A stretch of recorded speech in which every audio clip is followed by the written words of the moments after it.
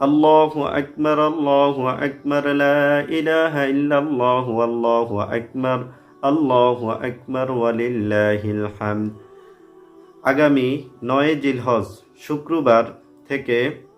শুক্রবার ফজরের নামাজ থেকে 9 জিলহজ ফজর থেকে 13 জিলহজ আসর পর্যন্ত 5 দিনে মোট 23 ওয়াক্ত নামাজ, ঈদের নামাজ সহ ধরলে মোট 24 ওয়াক্ত ফরজ নামাজের সালাম ফিরানোর পরে ইমাম, মুক্তাদি, মুনফারিদ, মুসাফির, মুকিম, শহরবাসী, গ্রামবাসী, সুস্থ অসুস্থ, নারী পুরুষ সকলের উপর এই তাকবীরে তাশরিক বলা ওয়াজিব।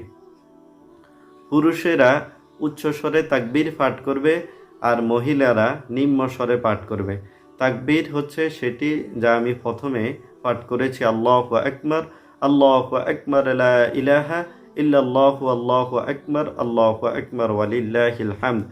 আমরা যারা পুরুষেরা জামাতের সাথে নামাজ আদায় করি তাদের জন্য খুব সহজ হয়ে যায় আমল করা, যেহেতু মসজিদে কেউ না কেউ মনে থাকার কারণে উচ্চস্বরে পাঠ করলে সবাই শুনে এবং সবাই এই আমল করতে পারে। হয়তো ইমাম সাহেব শুরু করেন, না হয় কোনো মুসল্লি শুরু করেন, কিন্তু আমরা মহিলারা, আমাদের মা বোনেরা যেহেতু ঘরে একাকী নামাজ আদায় করেন, তাদের ক্ষেত্রে অনেক সময় তাকবীরে তাশরিকের বিধান মনে থাকে না। এজন্য তারা এই 5 দিনের জন্য চাইলে নামাজের যেখানে নামাজ পড়েন সেখানে কাগজের মধ্যে লিখে এটাকে টানায় রাখতে পারেন, তাহলে ওটার দিকে দৃষ্টি পড়লে আপনার সাথে সাথে তাকবীরে তাশরিকের কথা মনে পড়ে যাবে।